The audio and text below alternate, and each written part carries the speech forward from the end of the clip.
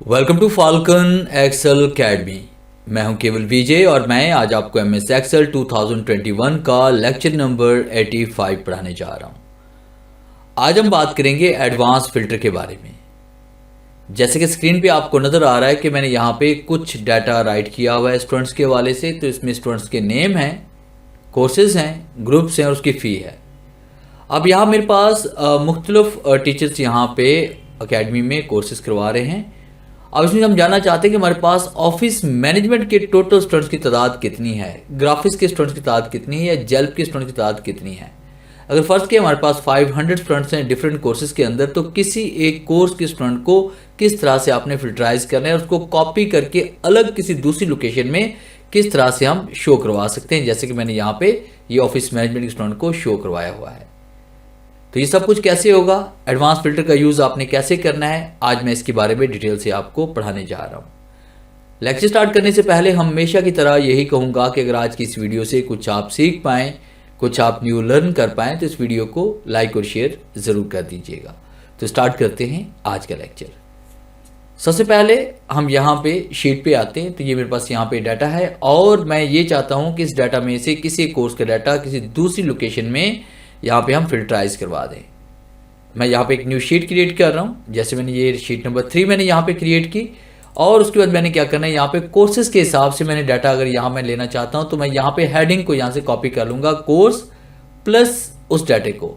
यहाँ पर ऐसे भी नहीं करना चाहते तो आपने सिर्फ शीट पे आना है और उसके बाद जूम आप इसका कर लें और यहाँ पे हम टाइप कर लेते हैं कोर्स और उसके बाद साथ में हम कोर्स लिख देते हैं। जैसे मैंने यहाँ पर लिखा जेल्प।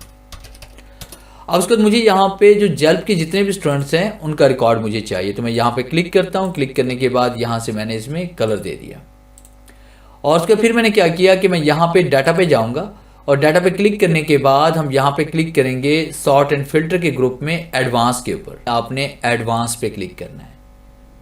फिर उसके बाद हम यहाँ पे क्लिक करेंगे इसमें कि हमारे पास लिस्ट रेंज, तो आपने लिस्ट रेंज यहाँ पे देनी है। इसको हम यहाँ पे डिलीट कर लेते हैं फिलहाल ऐसे।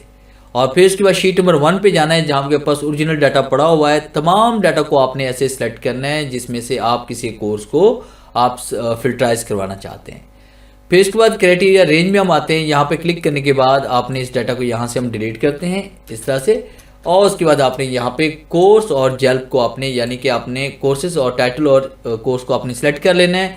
फिर उसके बाद आप क्लिक करेंगे कॉपी टू अनदर लोकेशन और उसके बाद यहाँ पे आपने क्लिक करना है।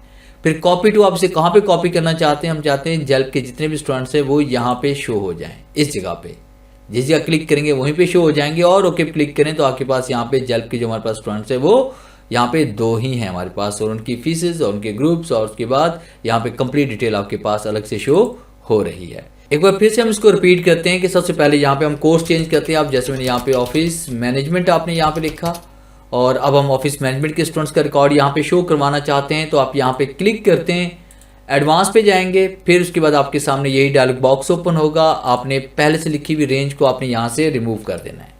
फिर इसके बाद शीट नंबर 1 पे जाएंगे और कंप्लीट डाटा को आपने यहाँ पे सिलेक्ट करना है।